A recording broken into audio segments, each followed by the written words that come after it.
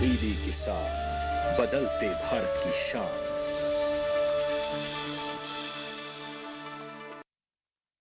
अब कैसी भी आपदा हमारी फसल पे आ जाए, क्षति होने पर हमारे दावों का उचित भुगतान मिलता है, क्योंकि हमने लिया है प्रधानमंत्री फसल बीमा। बुआई से फसल कटाई तक हर जोखिम का दावा, न्यूनतम प्रीमियम पर अधिकतम भुगतान का वादा। योजना से हर साल जुड़ रहे हैं 5 करोड़ से ज्यादा किसान। अब आपकी है बारी। नजदीकी कृषि कार्यालय, सहकारी समिति, बैंक शाखा, अधिकृत बीमा कंपनी या जन सेवा केंद्र में स्वेच्छा से करा सकते हैं पंजीकरण।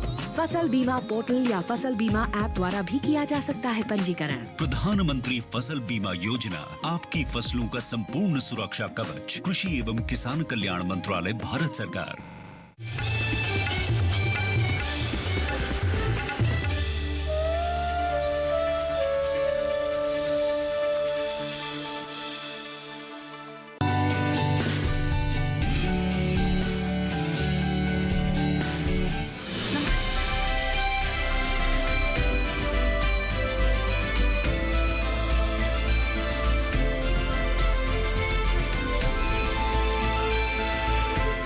नमस्कार, आप देख रहे हैं दूरदर्शन किसान। कोविड-19 महामारी के खिलाफ लड़ाई में किसान उपयोगी जरूरी जानकारियों के साथ इस खास कार्यक्रम आत्मनिर्भर भारत खबर खेती की में आप सभी का स्वागत है। मैं हूं ज्योत्सना टंडन। आइए देखते हैं क्या है नया आज के कार्यक्रम में। भारत के कृषि उत्पादों के निर्यात को क्षेत्र से बढ़ावा देने के लिए वाराणसी में एपिडा द्वारा बैठक का आयोजन। पिछले वर्ष की समान अवधि की तुलना में इस साल 11.82% अधिक गेहूं की खरीद की गई। दिल्ली के शिकारपुर गांव में कृषि विज्ञान केंद्र उज्ज्वला दिल्ली द्वारा खरीफ प्याज पर किसान गोष्ठी का आयोजन किया गया। कश्मीर में मिश्री किस्म की चेरी का पहला वाणिज्यिक लदान दुबई को निर्यात किया गया। बेंगलुरु स्थित भारतीय बागवानी अनुसंधान संस्थान ने मिर्च की 5 नई प्रजातियां विकसित की हैं। और अब आइए खबरें देखते हैं विस्तार से। कृषि फसलों के निर्यात को बढ़ावा देने और वैश्विक कार्य प्रणालियों के पालन के लिए कृषि और प्रसंस्कृत खाद्य उत्पाद निर्यात विकास प्राधिकरण ने किसान उत्पादक संगठनों, व्यापारियों, निर्यातकों, कृषि वैज्ञानिकों, उत्तर प्रदेश सरकार और अन्य संस्थानों के सहयोग से वाराणसी में एक बैठक का आयोजन किया।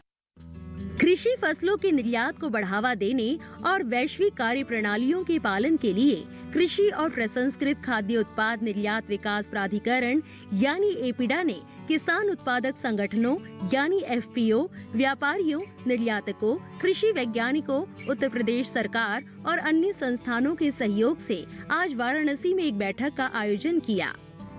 बैठक में वाराणसी क्षेत्र के 200 से अधिक किसानों ने भाग लिया, जहां कृषि वैज्ञानिकों और प्रमुख संस्थानों के अधिकारियों ने क्षेत्र से कृषि उत्पादों के निर्यात को बढ़ावा देने के साथ साथ किसानों द्वारा विश्व स्तर पर मान्यता प्राप्त अच्छी कृषि पद्धतियों यानी जीएपी के पालन के लिए बहुमूल्य जानकारी प्रदान की। किसानों को जीएपी कार्यान्वयन, कीट मुक्त खेती सुनिश्चित करने, ताजे फलों और सब्जियों में रोगों की पहचान, पौधों के संगरोध और पूर्वी उत्तर प्रदेश से कृषि निर्यात को बढ़ावा देने की रणनीति पर भी तकनीकी जानकारी प्रदान की गई। इस बैठक में आईसीएआर, केंद्रीय उपोष्ण कटिबंधीय बागवानी संस्थान, आईसीएआर, भारतीय मृदा विज्ञान संस्थान, आईसीएआर, भारतीय वनस्पति अनुसंधान संस्थान, आईआरआरआई, दक्षिण एशिया क्षेत्रीय केंद्र, नरेंद्र देव कृषि और प्रौद्योगिकी विश्वविद्यालय, कृषि विज्ञान केंद्र जौनपुर, वाराणसी, गाजीपुर और चंदौली और उत्तर प्रदेश राज्य कृषि और बागवानी विभागों के कृषि वैज्ञानिकों और प्रमुख संस्थानों के अधिकारियों ने भाग लिया। नाबार्ड, नेफेड, एसएफएसी, बामर लॉरी और अन्य संस्थानों के वरिष्ठ अधिकारियों ने किसानों, एफपीओ और बैठक में भाग लेने वाले निर्यातकों को अपने संबंधित विभागों की योजनाओं की जानकारी दी। केले के निर्यात पर एक विशेष सत्र आयोजित किया गया, जिसमें एपिडा पंजीकृत निर्यातक के प्रतिनिधि ने प्रतिभागियों को केले के प्रसंस्करण के बारे में जानकारी दी। एपिडा भारत की कृषि उपज को वैश्विक बाजार में निर्यात करने के उद्देश्य से सभी हितधारकों के साथ मिलकर कार्य कर रहा है। पिछले वर्ष की समान अवधि की तुलना में इस साल 11.82% अधिक गेहूं की खरीद की गई। अब तक लगभग 433.32 लाख मीट्रिक टन गेहूं खरीदा गया है, जबकि पिछले साल इसी अवधि में 387.50 लाख मीट्रिक टन गेहूं की खरीद हुई थी। गेहूं की खरीद का कार्य वर्तमान रबी विपणन सत्र 2021-22 के लिए इसकी खरीद वाले अधिकतर राज्यों में पूरा हो चुका है। अब तक 433.32 लाख मीट्रिक टन गेहूं की खरीद हो चुकी है, जबकि पिछले साल की इसी समान अवधि में 387.50 लाख मीट्रिक टन गेहूं खरीदा गया था। लगभग 49.16 लाख किसान मौजूदा रबी विपणन सत्र में एमएसपी मूल्यों पर हुई खरीद कार्यों से लाभान्वित हो चुके हैं और उन्हें 85,581.02 करोड़ रुपए का भुगतान किया जा चुका है। वर्तमान खरीफ 2020-21 में धान की खरीद इसकी बिक्री वाले राज्यों में सुचारू रूप से जारी है। 7 जुलाई 2021 तक 865.22 लाख मीट्रिक टन से अधिक धान का क्रय किया जा चुका है। मौजूदा खरीफ विपणन सत्र में लगभग 127.67 लाख किसानों को पहले ही एमएसपी मूल्य पर 1,63,353.78 करोड़ रुपए का भुगतान करके खरीद कार्य से लाभान्वित किया जा चुका है। खरीफ 2020-21 और रबी 2021 तथा ग्रीष्म सत्र 2021 के तहत 7 जुलाई 2021 तक सरकार द्वारा अपनी नोडल एजेंसियों के माध्यम से 9,84,202.49 मीट्रिक टन मूंग, उड़द, अरहर, चना, मसूर, मूंगफली की फली, सूरजमुखी के बीज, सरसों के बीज और सोयाबीन की खरीद एमएसपी मूल्यों पर की गई है। इसी तरह से फसल सत्र 2020-21 के दौरान 5,089 मीट्रिक टन खोपरा की खरीद कर्नाटक और तमिलनाडु राज्यों से की गई है। इसके लिए 3,961 किसानों को लाभान्वित करते हुए न्यूनतम समर्थन मूल्य पर 52 करोड़ 40 लाख रुपए की अदायगी की गई है। अब आइए बढ़ते हैं आगे। दिल्ली के शिकारपुर गांव में कृषि विज्ञान केंद्र उजवा दिल्ली द्वारा खरीफ प्याज पर किसान गोष्ठी का आयोजन किया गया। इस किसान गोष्ठी में वहां के किसान और कृषि विज्ञान केंद्र उजवा के हेड एवं कृषि वैज्ञानिक मौजूद थे। इस अवसर पर प्याज की नई किस्मों के बारे में किसानों को क्या विशेष जानकारी दी गई, आइए देखते हैं इस रिपोर्ट में।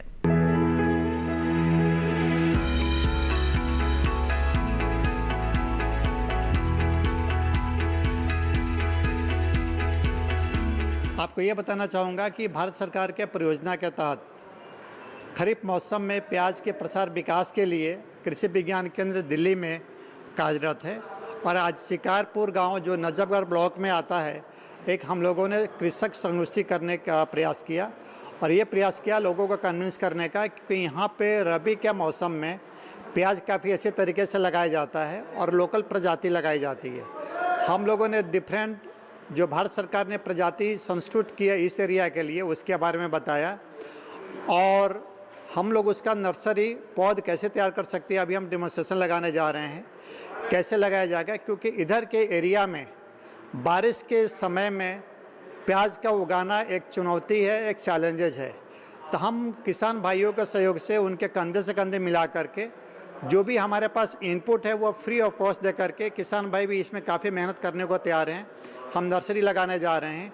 आपको बताना चाहूँगा कि भारत सरकार उत्तरी भारत में खरीफ मौसम के प्याज के विकास के लिए एक परियोजना चला रही है, जिसमें राजस्थान, मध्य प्रदेश, हरियाणा, उत्तर प्रदेश और राज्यों को खरीफ मौसम उत्पादन के लिए MRDH स्कीम के तहत काफ़ी उन्होंने फंड दिया है और इसको प्रचार प्रसार पे काफ़ी ध्यान दे रही है।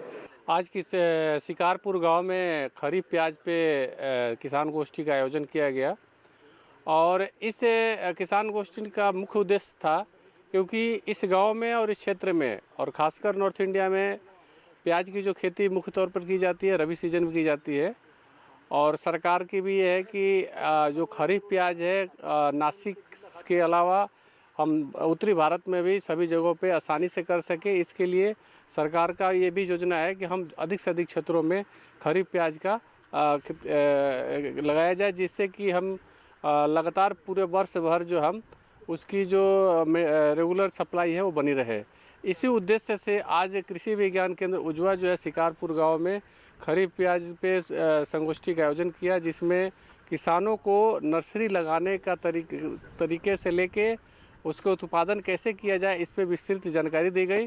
साथ ही साथ मैं बताना चाहूँगा कि कृषि विज्ञान केंद्र का जो मैंडेट्स है अग्रिम पंक्ति प्रदर्शन, उसके अंतर्गत ये खरीफ प्याज लगाया जा रहा है।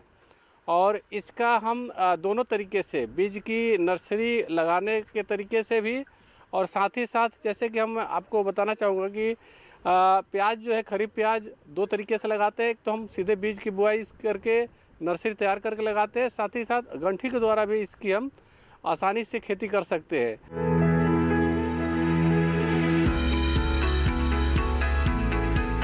समय हो चला है एक छोटे से ब्रेक का। जल्द लौटेंगे वापस अन्य जानकारियों के साथ। आप देखते रहिए दूरदर्शन किसान। कोरोना वायरस के खतरे से बचते हुए फसल की कटाई, बिक्री, खरीद, नई फसल की जुताई और बुआई सुरक्षित हो सकती है अगर हम लगातार हाथों को साबुन और साफ पानी से नियमित अंतराल पर धोते रहें। नाक, मुंह को मास्क, गमछे या कपड़े से ढक कर रखें। आंख, कान, नाक, मुंह न छुएं। आपस में 2 गज की दूरी बनाए रखें। मास्क और 2 गज की दूरी के मंत्र को अभी हमें छोड़ना नहीं है। फसलों की बुवाई एवं कटाई करते समय आपस में कम से कम 2 गज की दूरी बनाए रखें। फसल की कटाई करने के बाद छोटे छोटे ढेरों में इकट्ठा करें। कृषि के औजारों की समय समय पर सफाई करें।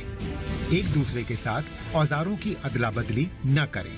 श्रमिकों के शौचालयों और हाथ धोने की जगह की ठीक से सफाई जरूरी है। बुआई, कटाई एवं मड़ाई के दौरान इस बात का ध्यान रखें कि इन स्थानों के आसपास कोई थूके नहीं। कंबाइन, हार्वेस्टर, थ्रेशर, जुताई और बुआई की मशीनों को इस्तेमाल से पहले साफ करें। मशीनों के इस्तेमाल से पहले और इस्तेमाल के बाद हाथ साबुन से साफ करें।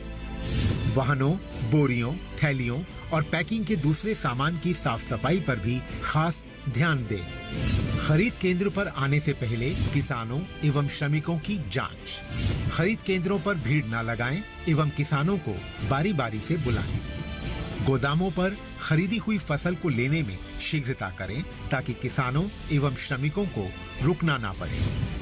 कोरोना के खतरे से बचाव और अधिक जानकारी के लिए आरोग्य सेतु ऐप डाउनलोड करें। देश में खाद्य सुरक्षा के ये सिपाही भोजन की निरंतर उपलब्धता को सुनिश्चित करते हैं। किसान स्वस्थ रहें तभी हम कोरोना वायरस से जीत पाएंगे, आगे बढ़ पाएंगे। किसान सबल, देश प्रबल। ब्रेक के बाद एक बार फिर आप सभी का स्वागत है कार्यक्रम में। आइए बढ़ते हैं आगे। मिर्च उगाने वाले किसानों के लिए अच्छी खबर है। बेंगलुरु स्थित भारतीय बागवानी अनुसंधान संस्थान ने इसकी 5 नई प्रजातियां विकसित की हैं। संस्थान का कहना है कि प्रजातियों पर बीमारियों का कोई असर नहीं पड़ता। इन्हीं में से एक प्रजाति है अर्का गगन। इसके बारे में हम आपको देंगे जानकारी। आइए जानते हैं क्या खास है इस मिर्च में। हमारे देश में करीब 7,33,000 हेक्टेयर जमीन पर मिर्च की खेती होती है। प्रमुख मिर्च उत्पादक राज्यों में आंध्र प्रदेश, तेलंगाना, कर्नाटक, मध्य प्रदेश, गुजरात और पश्चिम बंगाल शामिल है। भारतीय बागवानी अनुसंधान संस्थान ने जो 5 नई किस्में तैयार की है, उनमें अर्का तेजस्वी और अर्का यशस्वी सूखी मिर्च का उत्पादन करने के लिए, अर्का सानवी और अर्का तन्वी सूखी और हरी दोनों के लिए, जबकि अर्का गगन सिर्फ हरी मिर्च का उत्पादन करने के लिए है। ये सभी किस्में अलग अलग तरह की बीमारियों से सुरक्षित है और इनमें रोगों से लड़ने की शक्ति पाई जाती है। अर्का गगन के पौधे मध्यम आकार के होते हैं और इससे 100 क्विंटल प्रति एकड़ के हिसाब से फसल ली जा सकती है। दूसरी नई प्रजातियों की तरह ही इस किस्म में भी पर्ण कुंचन लगने का खतरा नहीं होगा। ये रोग एक वायरस से फैलता है और इसमें पौधे की पत्तियां मुड़कर पीली पड़ जाती है और उनका आकार भी छोटा होने लगता है। ये बीमारी पौधों के विकास को रोक देती है। जाहिर है कि इससे मिर्च उगाने वाले किसानों को हर साल भारी नुकसान उठाना पड़ रहा है। अगर आप हरी मिर्च बोने वाले किसान हैं, तो अर्का गगन किस्म लगा सकते हैं। इससे आपको पर्ण कुंचन की चिंता नहीं रहेगी। इस बीमारी से फसलों को बचाने के लिए किसान बड़ी मात्रा में कीटनाशकों का इस्तेमाल करते आ रहे थे। भारतीय बागवानी अनुसंधान संस्थान की नई किस्म कीटनाशकों के उपयोग को भी नियंत्रित कर देगी। जाहिर है इससे खेती की लागत घटेगी और किसानों की आमदनी में इजाफा होगा। कश्मीर जाना जाता है खूबसूरती के लिए, फलों के लिए, केसर के लिए और अब एक किस्म की चेरी के लिए भी। हाल में ही मिश्री किस्म की चेरी का पहला वाणिज्यिक लदान दुबई निर्यात किया गया। क्या खूबियां हैं इस किस्म में और कश्मीर को क्या लाभ होगा, इससे जानते हैं।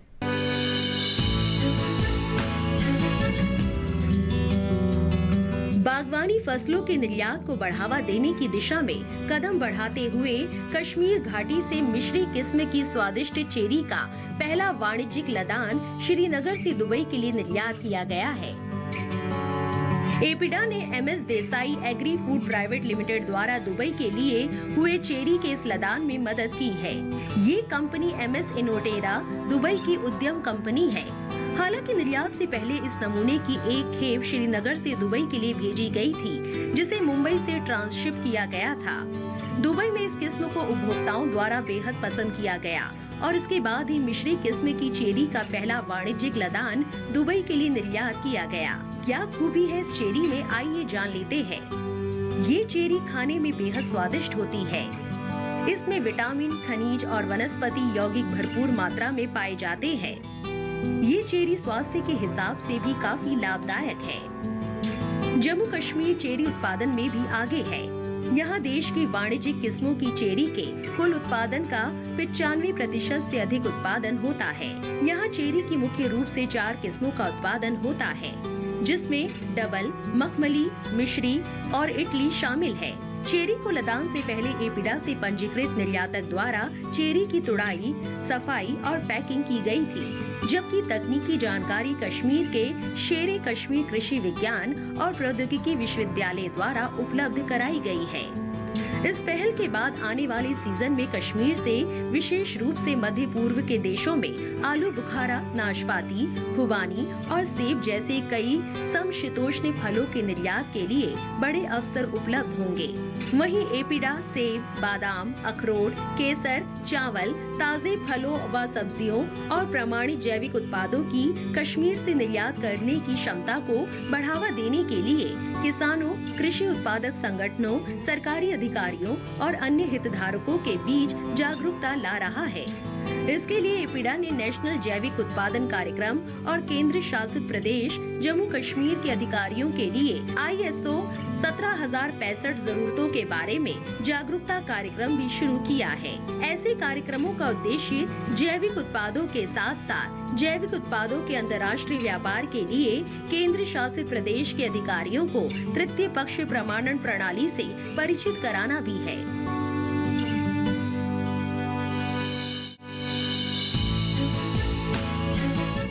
सुश्री शोभा करंदलाजे ने कृषि और किसान कल्याण मंत्रालय में राज्य मंत्री के रूप में कार्यभार संभाला है। मुझे ऐसा एक मंत्रालय में अभी दायित्व मिला है, हमारे लीडर्स ने ऐसा दायित्व दिया है। मैं एक छोटी सी पहाड़ी का गांव से आने वाली हूँ, गांव का लड़की हूँ, किसान का बेटी हूँ। मुझे भी ऐसा इलाका में काम करने के लिए बहुत अच्छा लग रही है। मेरा सौभाग्य का बात है, मुझे ऐसा मंत्रालय में चुना। कल 2 निर्णय वो है कैबिनेट में लिया है। हमारा सीनियर मिनिस्टर तोमर साहब का नेतृत्व में, मोदी जी का नेतृत्व में, इसी से किसानों को बहुत फायदा हो जाएगा। अभी स्टेट गवर्नमेंट एजेंसीज का, सेंट्रल गवर्नमेंट एजेंसीज को, APMs को इंफ्रास्ट्रक्चर के लिए पैसा लोन मिलता था, अभी उसका विस्तार किया है। पहले इसको 2 करोड़ का लोन मिलता था, अभी फार्मर्स प्रोडक्शन ऑर्गेनाइजेशन को, सोसाइटीज़ को, सेल्फ हेल्प ग्रुप को 25 विषय में वो लोन ले सकते हैं, विकास कर सकते हैं। APMC में भी पूरी तरीके से इंफ्रास्ट्रक्चर डेवलपमेंट के लिए वो लोन उपयोग हो जाएगा। इसलिए कल का वो निर्णय एक ऐतिहासिक निर्णय है। एपीएमसी का विषय में स्पेशली फार्मर्स प्रोड्यूसर्स ऑर्गेनाइजेशन का विषय में, एसएचजी ग्रुप का विषय में वो बहुत ऐतिहासिक निर्णय है। हम किसी क्षेत्र में गए, किसी राज्य में गए, ज़्यादा खेती में हम देखते हैं महिला लोगों, इसीलिए महिला को ज़्यादा फ़ायदा होना चाहिए, ऐसा हमारे प्राइम मिनिस्टर का मन में है। कुछ तो कुछ इसको सोचना है। अभी भी पीएम सोच रहे हैं महिला सशक्तिकरण के लिए। हमारे प्राइम मिनिस्टर बहुत कुछ किया है।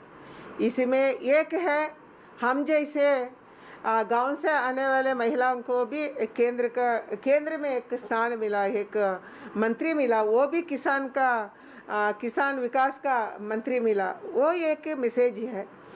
इसलिए मैं रियली प्रधानमंत्री को धन्यवाद देती हूँ। पहली बार सेंट्रल गवर्नमेंट में 11 महिला मंत्री है, इसी में फाइनेंस मिनिस्टर भी महिला है। वो एक मैसेज है। हम पूरा ऐसे विषय को नीचे तक लेके जाएंगे। साउथ इंडिया में हमारा सरकार का क्या विषय है, तो विकास है, उसको ज़्यादा से ज़्यादा लेना चाहिए, क्योंकि लेके अंदर तक लेके जाना चाहिए, नीचे तक को जाना चाहिए, क्योंकि भाषा का समस्या बहुत ज़्यादा है। इधर हम क्या बोलते हैं वो तमिलनाडु को तो मालूम ही नहीं होता है। कर्नाटका का किसान को भाषा कुछ को नहीं आता है, उसको नहीं पहुंचता है। इसीलिए बहुत गलत मैसेज विरोध पक्ष में डाल रहे हैं। इसलिए मेरा जिम्मेदारी है हर भाषा में, कन्नड़ में, तेलुगु में, तमिल में, मलयालम में, हमारा सरकार का विकास का कार्यक्रम को उधर तक लेके जाना मैं सोच रही हूँ। वही भाषा में करने का काम करेंगी, ऐसे मैं सोच रही हूँ। समय हो चला है एक और छोटे से ब्रेक का। जल्द लौटेंगे वापस, कहीं मत जाइए, देखते रहिए दूरदर्शन किसान।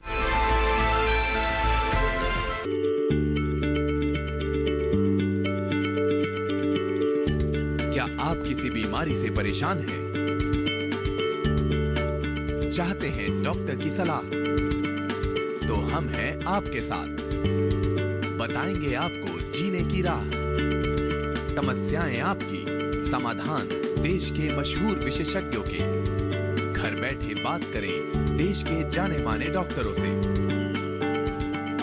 हमारे लाइव प्रोग्राम स्वस्थ किसान में हर शनिवार शाम 6 बजे से 7 बजे तक। खुशहाल होंगे खेत, पशु रहेंगे स्वस्थ, सरकारी स्कीम का होगा लाभ, जब एक्सपर्ट्स का मिलेगा साथ, आपके सवाल विशेषज्ञों के जवाब, सिर्फ एक फोन कॉल की दूरी पर।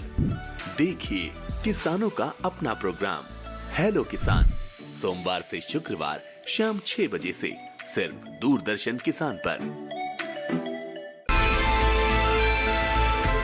ब्रेक के बाद एक बार फिर आप सभी का स्वागत है। आइए बढ़ते हैं आगे। कृषि बुनियादी ढांचा कोष के अंतर्गत वित्त पोषण सुविधा की केंद्रीय क्षेत्र योजना में संशोधन किए गए हैं। केंद्रीय मंत्रिमंडल ने गुरुवार इन संशोधनों को मंजूरी दे दी है। इस फैसले के बाद मंडियों को मजबूती मिलने की बात कही जा रही है। आइए जानते हैं इसके बारे में, देखते हैं एक खास रिपोर्ट।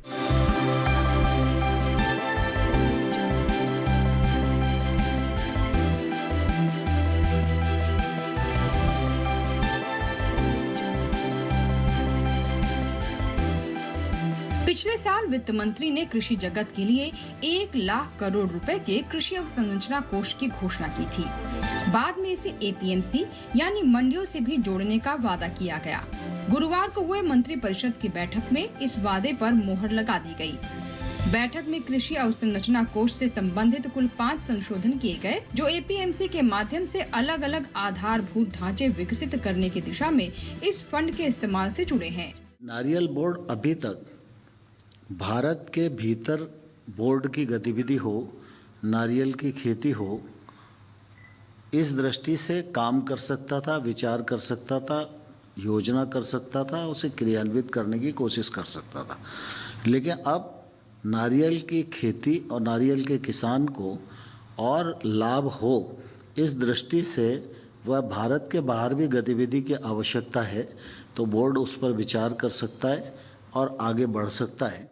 इन संशोधनों के बाद राज्य एजेंसियां या एपीएमसी, राष्ट्रीय और राज्य सहकारी समितियों के परिसंघ, किसान उत्पादक संगठनों के परिसंघ और स्वयं सहायता समूहों के परिसंघ भी कृषि अवसंरचना कोष का इस्तेमाल कर सकेंगे।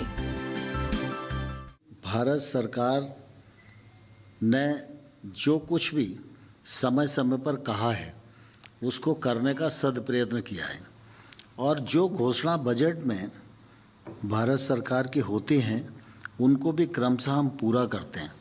जब इस बार बजट आया था तो ये कहा गया था कि मंडियां समाप्त नहीं होंगी, मंडियों को और मजबूत किया जाएगा, मंडियों को और संसाधन मिले इस दृष्टि से प्रयत्न किया जाएगा, और जो कृषि अवसंरचना फंड 1 लाख करोड़ रुपए का आत्मनिर्भर भारत के अंतर्गत प्रावधानित किया गया है, उस 1 लाख करोड़ के फंड का उपयोग ये एपीएमसी कर सकें। संशोधनों में कहा गया है कि अगर कोई व्यक्ति या परिसंघ या इकाई एक स्थान पर कोई परियोजना स्थापित करना चाहता है तो वो 2 करोड़ रुपए तक के ऋण पर ब्याज में 3% की छूट का हकदार है। संशोधनों के बाद किसी भी पात्र इकाई को 1 से अधिक परियोजनाएं लगाने की छूट मिल गई है और सभी परियोजनाओं पर इकाई को 2-2 करोड़ रुपए तक के ऋण के लिए ब्याज सहायता मिल सकेगी। निजी क्षेत्र की कोई भी एक इकाई अधिकतम 25 परियोजनाएं स्थापित कर सकती है, लेकिन हर परियोजना अलग अलग स्थानों पर होना जरूरी है।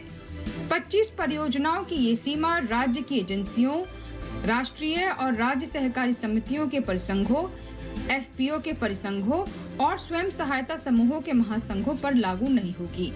स्थान का मतलब एक गांव या शहर की सीमा होगी जिसमें एक अलग एलजीडी यानी स्थानीय सरकारी निर्देशिका कोड होगा। ऐसी हर परियोजना एक अलग एलजीडी कोड वाले स्थान पर होनी चाहिए।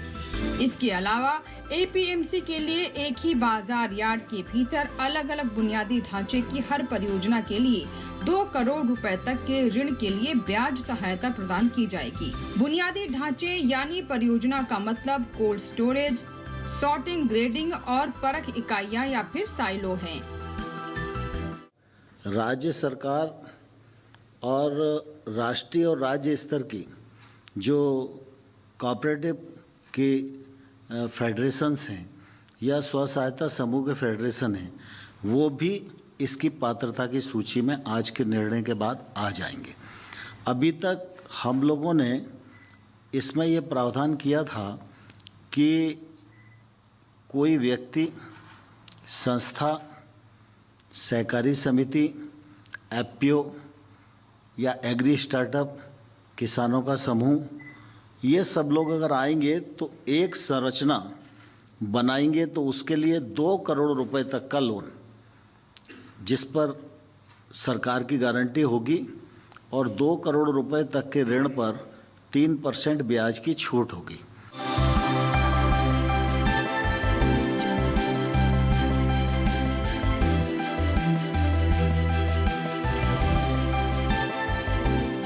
तो हमारे आज के आत्मनिर्भर भारत खबर खेती की कार्यक्रम में बस इतना ही। अगर आप हमारे कार्यक्रम का पहले का प्रसारण भी देखना चाहते हैं तो टीवी पर दिए जा रहे QR कोड को स्कैन कीजिए या फिर आप दूरदर्शन किसान के YouTube चैनल पर भी हमारा ये कार्यक्रम देख सकते हैं।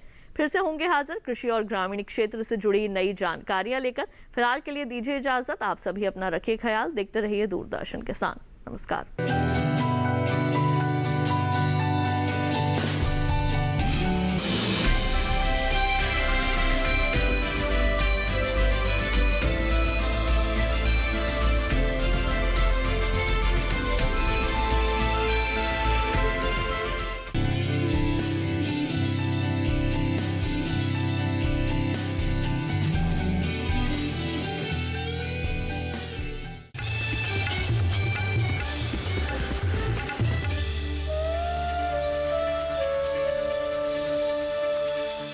स्वाद के सफर में स्वागत है आपका योग की नगरी ऋषिकेश।